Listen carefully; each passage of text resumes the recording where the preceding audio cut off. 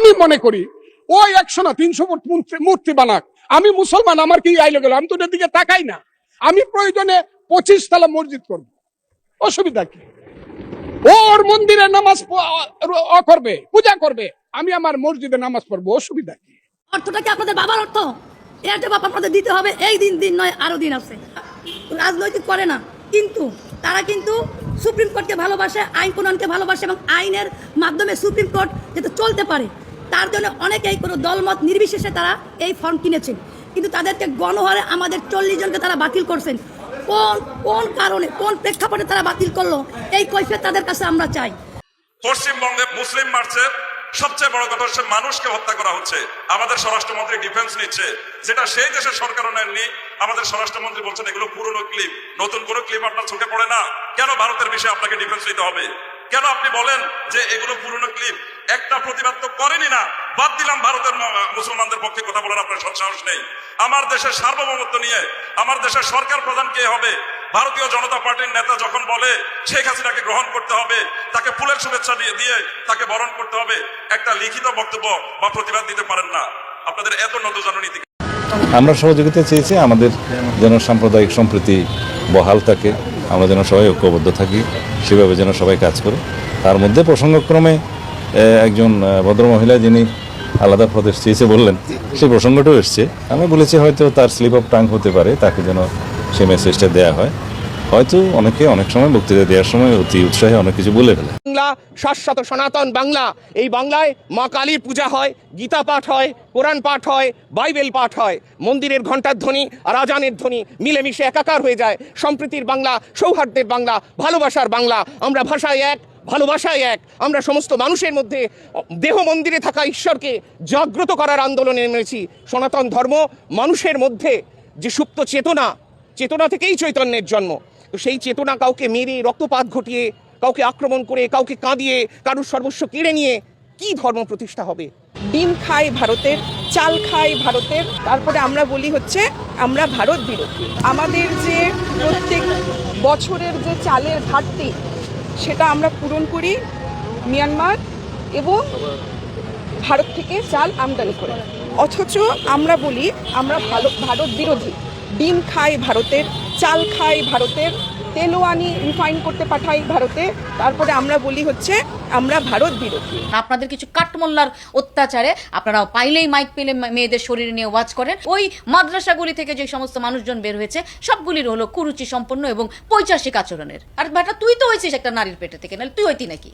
আল কোরআনের আয়াত বলতে চাই, ফাইন শাকারতুম লাযীদান্নাকুম ওয়া লাইন কাফারতুম ইন্না আযাবি লাশাদীদ। শুকর করতে হবে জীবনের, শুকর করতে হবে বরাদ্দের, শুকর করতে হবে মাননীয় প্রধানমন্ত্রী তারেক রহমানের, শুকর করতে হবে আমাদের মাননীয় মন্ত্রীদের। তারা শুকর করে না কিন্তু অস্বীকার করে, সেই জন্য তাদের উপর লাশাদীদুল আযাব, আযাবের কঠিন আযাব তাদের সম্মুখীন করতে হবে। মাননীয় স্পিকার, আসসালামু আলাইকুম রাহমাতুল্লাহ। সংসদের মতো জায়গায় বিএনপির একজন নেতা কোরআনের আয়াতকে অপব্যাখ্যা করলেন। যেটা আমি পারবো না, যেটা আমি জানি না, সেটা আমি কেন বলবো? কোরআনের আয়াত দিয়ে তারেক রহমানকে দলিল দিচ্ছে, নাউজুবিল্লাহ। যে আয়াতে বলা হয়েছে লা ইন শাকারতুম লা আযীদান্নাকুম ওয়া লা ইন কাফারতুম ইন্না আযাবি লাশাদীদ, যে আল্লাহ তাআলার কৃতজ্ঞতা আদায় করতে বলছে, শুকরিয়া আদায় করতে বলছে, তাহলে আল্লাহ তাআলা তার নিয়ামতকে আরো বাড়ায় দিবেন। আর যদি সে কৃতজ্ঞতা আদায় না করে তাহলে আল্লাহ তাআলা তাকে শাস্তি দিবেন বা সেই নিয়ামতকে ছিনিয়ে নেবেন এবং শাস্তি দিবেন। এটা হলো অর্থ। কিন্তু তিনি কি বললেন? বাজেট পাস করার জন্য, বাজেট পাওয়ার জন্য তারেক রহমানকে তেল মারলেন, তারেক রহমানের পা চাটলেন, যে লাইন শাকারতুম লাযীদান্নাকুম ওয়া লাইন কাফারতুম ইন্না আযাবি লাশাদীদ, যে আমাদের সরকার বাজেট দিচ্ছে, তাহলে আমাদের সরকারের প্রশংসা করতে হবে, সরকারের পা চাটতে হবে, সরকারকে তেল মারতে হবে। এই একটা পরিস্থিতি। দর্শক, আপনারা শুনছেন, আপনারা সবকিছু শুনেছেন যে শুধুমাত্র সরকারকে তেল মারার জন্য, সরকারের পা চাটার জন্য কোরআনের আয়াত পর্যন্ত বিকৃত করে ফেলেছে, কোরআনের আয়াতের অর্থ পর্যন্ত অবব্যাখ্যা করে ফেলেছে। এরা কত বড় নাদান, অজ্ঞ, মূর্খ, জাহেল। দেখেন, আর একটা বিষয়, এই কথাটাকে, এই আয়াতটাকে বা এই এমপির কথাটাকে আরেকটু গুরুত্ব দেওয়ার জন্য স্বরাষ্ট্রমন্ত্রী উঠেও বললেন যে আমাদের দলেও, আমাদের সরকারি দলেও হাফেজ আছে, আলেম আছে, বা কোরআনের আয়াত বলতে পারে, এরকম লোকও আছে। অথচ যে সে কোরআনের আয়াতকে অপব্যাখ্যা করলো, এটা বুঝলো না, এটা ধরলো না। দর্শক, আসলে বাংলাদেশে নাই কোনো আইন, নাই কোনো নিয়ম শৃঙ্খলা। যদি আইনই থাকতো, দেখেন রামিসা হত্যার প্রায় 1 মাস 2 দিন হয়ে গেছে, 32 দিন হয়ে গেছে। তারেক রহমান কি বলেছিলেন? 1 মাসের মধ্যেই বিচার হবে। অথচ 32 দিন পার হয়ে গিয়েছে, বাস কোনো আলামত নাই, কোনো কথাবার্তা, কিচ্ছু নাই, কোনো বিচার নাই। সিনহা হত্যা, ওসি প্রদীপ হাজার হাজার হাজার হাজার খুন করেছে, ফাঁসির রায় হয়েছে, কিন্তু কার্যকারিতা নাই। দর্শক, এই যে তাদেরকে জেলের মধ্যে যে ভরে রাখা হয়েছে, তাদেরকে জেলের মধ্যে সেবা দেওয়া হচ্ছে, খানা পিনা দেওয়া হচ্ছে, কার টাকায়, কোন টাকায়, কিসের খরচে, কোথায় থেকে অর্থ আসলো? এই আমার আপনার সাধারণ মানুষের মাথার ঘাম পায়ে ফেলে যেই উপার্জনগুলো করেছি, সেখান থেকেই আমাদের টাকা, আমাদের ট্যাক্সের টাকা দিয়ে তাদেরকে লালন পালন করা হচ্ছে জেলখানার মধ্যে। তাহলে একজন শত্রুকে, দেশদ্রোহীকে এবং দেশের সবচেয়ে বড় শত্রুকে, দেশের সবচেয়ে ক্ষতিকারক, যাদের জন্য ফাঁসি হয়ে গিয়েছে, তাদেরকে আমরা জেলে বসিয়ে বসিয়ে আমাদের টাকা দিয়ে খানা খাওয়ানো হচ্ছে, তাদেরকে সার্ভিস দেওয়া হচ্ছে। তো এর চেয়ে দুঃখজনক বিষয় আর কি হতে পারে? এই হলো বাংলাদেশের আইন, বাংলাদেশের নিয়ম শৃঙ্খলা। দর্শক, এরই বিষয়ে গুরুত্বপূর্ণ কিছু কথা আপনাদেরকে শোনাবো, যেগুলো শুনলে অত্যন্ত উপকারী হবেন। এর জন্য দর্শক অবশ্যই ভিডিওটি শুরু থেকে শেষ পর্যন্ত দেখে যাবেন। দর্শক, চলুন আমরা মূল ভিডিওর বিস্তারিত আলোচনাগুলো দেখে আসি। এইটা চাই না, ওইটা চাই না, মারামারি, শাহবাগ, পলাশবাড়ি। সেই পলাশবাড়িতে দেখা যাচ্ছে 81 ফুট রাম মন্দির হচ্ছে, আর প্রত্যেক দিন মিছিল হচ্ছে। রাম মন্দির চাই না, মালাউন্ডা দেশ ছেড়ে চলে যাও, হিন্দুরা চলে যাও, মিছিল করতেছে। তাদের পোশাকটা দেখলেই বুঝি আমি তারা কারা। সেই পোশাকি লোকজনের সংখ্যা এখন বেড়ে গেছে, এমন বাড়ছে যে তারা পৃথিবীর কোন সভ্যতা, সংস্কৃতি, কোনো কিছু শুনতে চায় না, কোনো কথা শুনতে চায় না। ধর্মকে নিয়ে শুধু ব্যবসা করতে চায়, তারা হলো ধর্ম ব্যবসায়ী। সেই সব লোকজন আজকে ওখানে যাচ্ছে, মারামারি করছে। আমি সরকারকে বলবো, স্বরাষ্ট্রমন্ত্রী আছেন, যদি মনে করেন মন্দির ওখানে করা ঠিক না বা রাম মূর্তি করা ঠিক না, বন্ধ করে দেন, একদম কঠিন ভাবে দেন, না এই দেশে কোনো মন্দির টন্দির বা মূর্তি করা যাবে না। কিন্তু আমি মনে করি ওই 100 না 300 ফুট মূর্তি বানাক, আমি মুসলমান, আমার কি আইলে গেল, আমি তো ওদের দিকে তাকাই না। আমি প্রয়োজনে 25 তলা মসজিদ করব, অসুবিধা কি? ওর মন্দিরে নামাজ করবে, পূজা করবে, আমি আমার মসজিদে নামাজ পড়বো, অসুবিধা কি? একসাথে কি আমরা থাকবো না? ওরা কি 9% মানুষ, 1.5 কোটি মানুষ, ওরা কি থাকবে না? এই দেশের এদের দেশ। 14 পুরুষ আগে তো এদেরই দেশ ছিল। এটা 1204 খ্রিস্টাব্দের আগে এইখানে হিন্দু এবং বৌদ্ধদের দেশ ছিল। আমরা তো এইখানে কিভাবে আসছি? আমরা আসছি হযরত খাজা মাইনুদ্দিন চিশতি রহমাতুল্লাহ আলাইহি, খাজা নিজামুদ্দিন, বখতিয়ার খাকি, হযরত শাহজালাল, শাহপরান, গেসুদারাজ, ওই চট্টগ্রামের বাইজিদ বুস্তামি, ওই বাগেরহাটের খান জাহান আলী থেকে ধরে ওলিয়া উলিয়া গাউস কুতুব দরবেশেরাই তো এই দেশে বলছে আইছে, শোনো হে মানুষ ভাই, সবার উপরে মানুষ সত্য, তার উপরে নাই, তার নাম হইল সুফিবাদ। সেই সুফিবাদকে তো তারা মানে না, তারা তো মাজার ভাঙিয়ে ফেলতে চায়, তারা তো আগুন দিয়া পুড়িয়ে দিতে চায়।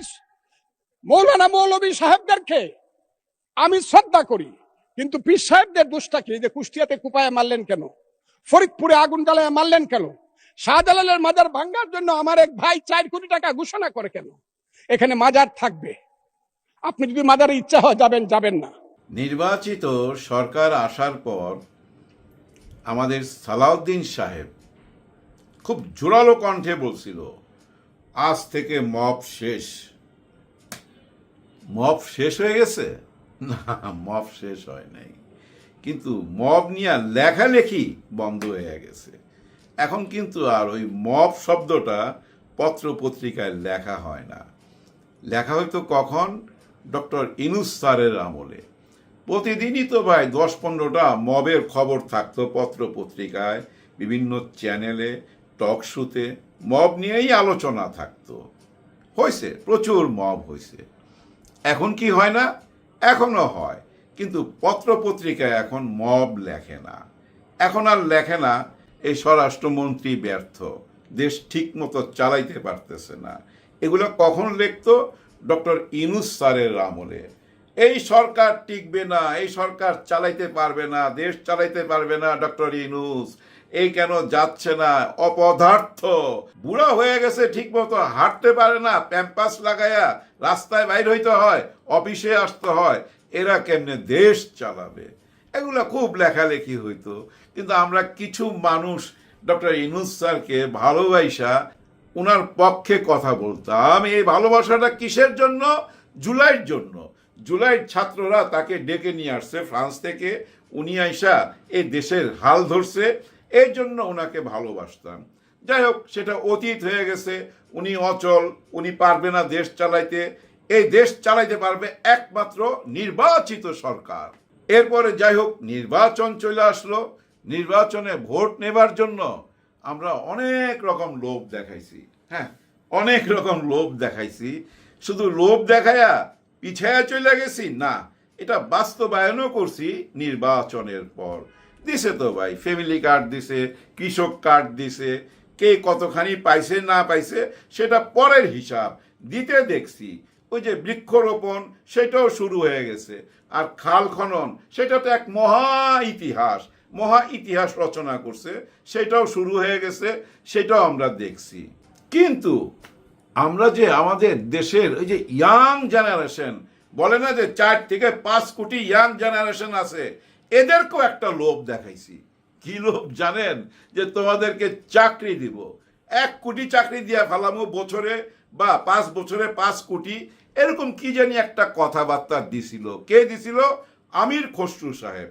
উনি কিন্তু বলছে বেকার যুবককে চাকরি দিব।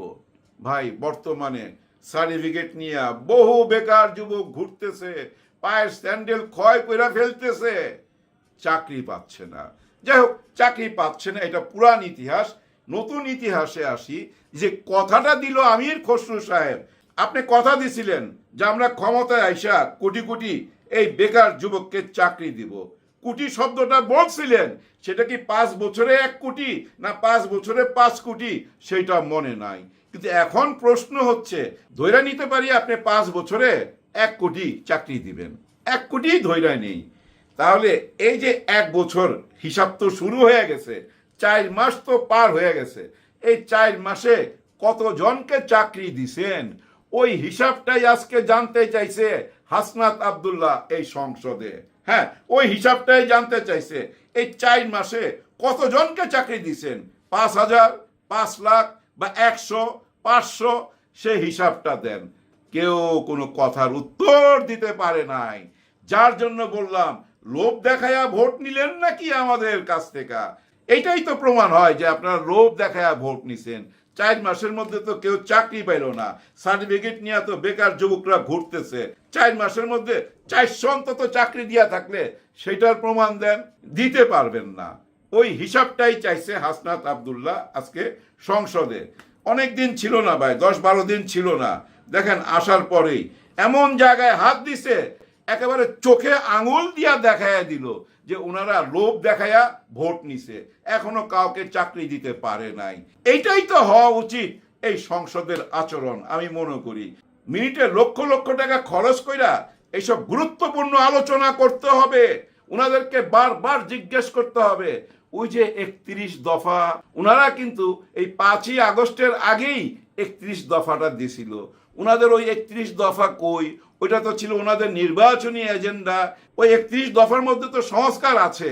4 মাসের মধ্যে ওই 31 দফার কোন দফাটার দিকে ওনারা আগাচ্ছে, কতটুক পালন করছে, সেই হিসাবটা তো নিতে হবে এই সংসদে। সেই হিসাব না নিয়া ওইখানে যেসব আলোচনা হয় সেটা তো আপনারা দেখছেন, ইংলিশ, বাংলিশ, এরপরও ভাই আরো অনেক রকম পর্ব আসছে, পুরা নাটকীয়তায় ভরপুর। এর মধ্যে আবার আসছে কি, এর মধ্যে আবার একটা নতুন ব্যাপার দেখা দিছে। সেটা কি জানেন? সবাই আরবিতে কথা বলে, সূরা আয়াত, কোরআনের আয়াত বইলা কথার উপমা দেয়। এইটাও চলে আসছে। বিরোধী দল তো দেয়, আবার সরকারি দলের মধ্যেও ভাই ওই আরবি চলে আসছে, সূরা চলে আসছে, কোরআনের আয়াত চলে আসছে, ওইটা উপমা দিয়ে এখন কথা বলে। যাই হোক, জামাতে ইসলাম প্রভাব বিস্তার করতে পারছে। হ্যাঁ, প্রভাব বিস্তার করতে পারছে। বিএনপির এক মাননীয় সংসদ ওই কোরআনের আয়াত দিয়ে আজকে যেভাবে বুঝাইলো এই বিরোধী দলকে, যে আপনারা যে খালি বরাদ্দ চান, বরাদ্দ চাওয়ার আগে তো প্রশংসা করতে হবে। হ্যাঁ, এই বাজেট নিয়ে যে আপনারা যেভাবে সমালোচনা করেন সংসদে এবং সংসদের বাইরে, আবার যেভাবে সমালোচনা করেন আমাদের প্রধানমন্ত্রীর সংসদে এবং সংসদের বাইরে, আবার তার কাছেই আপনারা বরাদ্দ চান, তার প্রশংসা করতে হবে। আর তখনই ওই সূরা দিয়ে উনি বুঝিয়ে দিলেন যে এই কারণে প্রশংসা করতে হবে। ওই সূরা আমি বলতে পারবো না, ভুল ভাল হবে, তবে এইটুক আমি জানছি, এইটুক খোঁজ খবর নিছি, ওই সূরা ওই দলের প্রশংসার জন্য না, আপনার নেতার প্রশংসার জন্য না, ওই যে সারা পৃথিবীর যে নেতা উনার প্রশংসার জন্য, উনাকে প্রশংসা করতে বলছে। উনি বলছে এই দুনিয়ার দিকে তাকাও, এই দুনিয়ার দিকে তাকাইলে যা কিছু দেখতেছো এটা কার তৈরি তাকে স্মরণ করো, মানে ওই উনাকে স্মরণ করতে বলছে। পৃথিবীর সবচেয়ে বড় নেতা যে, উনাকে স্মরণ করতে বলছে।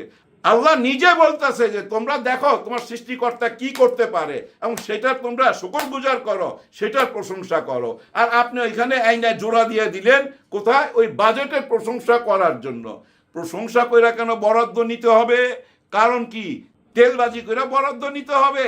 আপনাদের এই ধারণা যে তেলবাজি না করলে বরাদ্দ দিবেন না? যাই হোক, সালাউদ্দিন সাহেব আবার এই কথাটা নিয়ে আরো শক্ত বয়ান তৈরি করতে চাইলো এবং প্রশংসা করলো যে ওনাদের দলও ওই মাদ্রাসার ছাত্র আছে, ওনাদের দলও হুজুর আছে যারা কোরআনের আয়াত বলতে পারে, কিন্তু আয়াতের যে ব্যাখ্যাটা দিছে সেটা তো ভুল ব্যাখ্যা ছিল, সেটা কিন্তু বলে নাই। আপনারা তো জানেন সালাউদ্দিন সাহেব সব মন্ত্রণালয়ের ব্যাপারে অভিজ্ঞ, সবার কথা উনি বলতে পারে, স্বয়ং প্রধানমন্ত্রীর কথা উনি বলতে পারে, অনেক জ্ঞানী। কিন্তু কথা হচ্ছে দেশের অবস্থাটা কি, সেটার খবর কি আপনি রাখেন? আজকেও লক্ষ্মীপুরে এক মা আর তার সন্তানকে, তার মেয়ে সন্তান, অনেক বড় ঘটনা ঘটছে, আপনারা জানেন, মুখে আনতে চাই না। বিচার আচার কোনো কিছুই তো নাই। 23 তারিখ তো পার হয়ে গেল, মাননীয় প্রধানমন্ত্রী বলছিল রামিসা হত্যাকাণ্ডের বিচার হবে, ওই সোহেল রানার বিচার হবে 1 মাসের মধ্যে। 1 মাস পার হইয়া আরো 2 দিন পার হইয়া যাইতেছে, কিন্তু সেই বিচার কার্য কোথায়? শুনলাম আজকে যে ওই আসামিকে বাঁচাইবার জন্য তার পক্ষে একজন উকিল দাঁড় করানো হয়েছে। হয়তো আইনের মধ্যে সেটা আছে, কিন্তু এই আইনটাই তো পচা আইন। সব কিছু প্রমাণ হয়ে যাওয়ার পর এখন এর এই জেলের ভাত খাওয়াইবেন? আমাদের দেশের এই যে সাধারণ মানুষের পরিশ্রমের টাকায় এই জেল চলে, তো আপনারা যে চালান দেশ এই সাধারণ মানুষের পরিশ্রমের টাকায়, এই টাকা দিয়ে এখন ওরে ভাত খাওয়াইবেন, ওর বউরে ভাত খাওয়াইবেন, ওদেরকে কন্ডম সেলে রাইখা এখন কতদিন এই ভাত খাওয়াইবেন আপনারা জানেন। আমরা তো দেখছি ভাই, এই দেশে ভাই আর্মিরাও বিচার পায় না। মনে নেই আপনাদের মেজর সিনহার কথা? মেজর সিনহাকে কিভাবে হত্যা করা হয়েছে আপনারা তো সবই জানেন। এবং ওই ওসি প্রদীপ শুধু মেজর সিনহা না, শত শত খুন করছে, সবই তো প্রমাণ হয়েছে। সব প্রমাণের পরও, ফাঁসির রায় হওয়ার পরও আজও কেন ফাঁসি হচ্ছে না? আজও কেন তাকে ওই জেলখানায় বসায়া সাধারণ মানুষের পরিশ্রমের টাকায় ভাত খাওয়াচ্ছেন? কেন তারে বাঁচায় রাখছেন? এই ব্যাপারগুলা ভাই মানুষের ভিতরে একটা অস্থিরতা তৈরি করছে, যার জন্য দেখবেন ওই যে সালাউদ্দিন সাহেব বলছিল না, আজ থেকে মব শেষ। মব চলছেই। আগের সরকার, সেই ইউনূস সরকার থাকাকালীন যেরকম মব হইতো এর চেয়ে ডবল মব হচ্ছে। চারিদিকে তাকান, এই সোশ্যাল মিডিয়াতে যান, মব থামাইতে পারেন নাই। মব থামছে কই থেকে? ওই সাংবাদিকের কলম থেকে। এখন আর মব লেখে না, এখন লেখে ওইখানে একটা সংঘর্ষ হয়েছিল, ওইখানে ওইটা হয়েছিল, সেইটা হয়েছিল। মব শব্দটা আর লেখে না, কারণ ওই যে স্বরাষ্ট্রমন্ত্রী সাহেব বলছে আজ থেকে মব শেষ, তার কথা তো রাখতে হবে। যার জন্য পত্রিকার পাতা থেকে, ছাপার অক্ষর থেকে মব মুইছা ফেলাইছে, অন্য শব্দ নিয়ে আসছে। খুবই ভালো করছেন, কিন্তু মানুষের ভিতরে কি পরিবর্তন আনতে পারছেন? মানুষের মধ্যে কি বিশ্বাস আনতে পারছেন? আনতে পারেন নাই। এই যে যেভাবে ভোট নিছেন, বেকার যুবকদেরকে চাকরি দিবেন বলে যেভাবে ভোট নিছেন, ভোটের লোভ দেখাইছেন, সেটা কি রাখতে পারছেন? আগামীতে রাখতে পারবেন কিনা আমার সন্দেহ আছে। যদি আগামী 2-3 মাসের মধ্যে আপনারা দেখাইতে না পারেন যে এই যে 1 লাখ ছাত্রছাত্রীকে আমরা চাকরি দিলাম, তাইলে বুঝতাম যে হ্যাঁ ওকে, আপনারা আগায় যেতে পারবেন, কথা রাখতে পারবেন। এখন বিশ্বাস হয় না। আরো বিশ্বাস হয় না কেমনে জানেন? যে আপনারা লেখাপড়ার দিকে গুরুত্ব দিচ্ছেন না। দেশের এবং বিদেশের, বিদেশ থেকে, কাশ্মীর থেকে এখানে 300 থেকে 350 ছাত্রী পড়তে আসছে, মেডিকেলে পড়তে আসছে, তারা ডাক্তার হইতে চায়। আলাদিন মেডিকেল কলেজে ওরা পড়তো, ওই মেডিকেল কলেজ তো বন্ধ। ওরা দল বান্ধা এই সচিবালয়ে গেছে, কিন্তু দেখা করে নাই, স্বাস্থ্যমন্ত্রী দেখা করে নাই, কোনো সচিব দেখা করে নাই। এখন একটা কথা বইলা বিদায় নিমু, এই যে বিদেশিরা আসলো লেখাপড়া করতে, ওরা এখন কোথায় যাবে? কোটি কোটি ডলার খরচ করে তো এখানে আসছে, ওরা এখন কোথায় যাবে? I hope so they help us. So we really hope that the Bangladesh government help us in this. So we requested, we asked to talk with the health secretary today, but unfortunately আমি ওনার সাথে কথা বলতে পারি নাই, but আমি ওখানে application জমা দিছি, তো hopefully they will take action and consider our situation. আমার জন্য আমার ফাইনান্সিয়াল লস, আমার ক্যারিয়ার লস হবে, তো আমি এটাই রিকোয়েস্ট করতে চাই। আদ্দিন মেডিকেলে বিদেশি ছাত্রীর সংখ্যা অন্য যে কোনো হাসপাতালের চেয়ে অনেক গুণ বেশি। আমার জন্য বেস্ট এটাই, আমার হসপিটাল আবার খুলে দেয়। এই যে বিদেশিরা আসলো লেখাপড়া করতে, ওরা এখন কোথায় যাবে? কোটি কোটি ডলার খরচ করে তো এখানে আসছে, ওরা এখন কোথায় যাবে? নাকি প্রবলেম ওইটাই? ইসলামিক ব্যাংক যেমন প্রবলেম, ওইখানে ইসলাম নামটা আছে। আলদিন হাসপাতালের কি ওরকমই? আলদিন মেডিকেল কলেজের কি ওই একই ব্যাপার? কারণ এখানে যতগুলো ছাত্রী আছে সবাই কিন্তু হেজাব পরা, মুখে মধ্যে মাস্ক লাগানো, ইসলামিক কান্ট্রি থেকে আসছে, মানে কাশ্মীর থেকে আসছে, মুসলমানের দেশে ডাক্তার হওয়ার জন্য, বাংলাদেশে ডাক্তার হওয়ার জন্য। এইটাই কি বড় প্রবলেম? এরকম কোনো কিছু কি আপনারা খুঁজে পাইলেন? হায় হায়, এরা দেখি কাশ্মীর পর্যন্ত পৌঁছায় গেছে, ওইখান থেকে ছাত্রী আসতেছে ওদের মেডিকেল কলেজে পড়তে।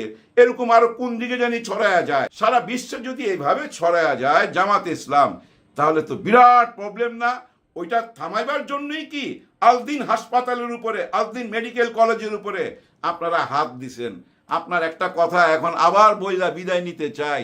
আপনি নির্বাচনের আগে, ভোটের আগে একটা কথা বলছিলেন, সবাই কিন্তু ভোটের আগে লোভ দেখাইছে, আপনি লোভ দেখান নাই। হ্যাঁ, স্বাস্থ্যমন্ত্রী আপনি লোভ দেখান নাই। আপনি নিজের নিয়ে একটা কথা বলছিলেন যে আমার রূপ দেখতে পাবে, আপনি কি সেই রূপই দেখাচ্ছেন? আমার পরামর্শ থাকবে আপনার কাছে, আপনি যে কথাটা বইলা ফেলাইছেন ওইটা এই আইডিয়া তৈরি না। আপনি নিজেই বলছেন, যেহেতু আপনি এই পর্যন্ত কোনো প্রতিবাদ করেন নাই, তাহলে আপনার সেই রূপ দেখাবার জন্য কি আপনি আলদিন বন্ধ করে দিলেন? এই প্রশ্নের মুখোমুখি হইতে হবে আগামীতে। যদি আমার পরামর্শ শুনেন, আমি বলতে চাই, মাননীয় প্রধানমন্ত্রী তো আপনাকে সমস্ত ক্ষমতা দিয়ে দিছে, আপনার ক্ষমতায় আলদিন ওপেন কইরা দেন, এই মেডিকেল কলেজটাকে ওপেন কইরা দেন। আপনার যে একটা নেক রূপ আছে, ভালো রূপ আছে, সেটাও প্রমাণ করেন। হ্যাঁ, সেটাও প্রমাণ কইরা দেন। না হলে কি হবে জানেন? এই যে চিকিৎসা নিতে পারতেছে না, 250 টাকায় ডায়ালাসিস করতে পারতেছে না, 350 টাকায় অ্যাম্বুলেন্স পাচ্ছে না, এদের অভিশাপ নিতে হবে। এমনি তো মহা একটা অভিশাপ সামনে আসতেছে, এই যে আবার 36শে জুলাই আসতেছে। এই 36শে জুলাইতে দেখবেন যত শহীদের মা আছে, 24 থেকে 25 হাজার পঙ্গু আছে, সবাই মা বাবারা জানাজায় বসে পড়বে।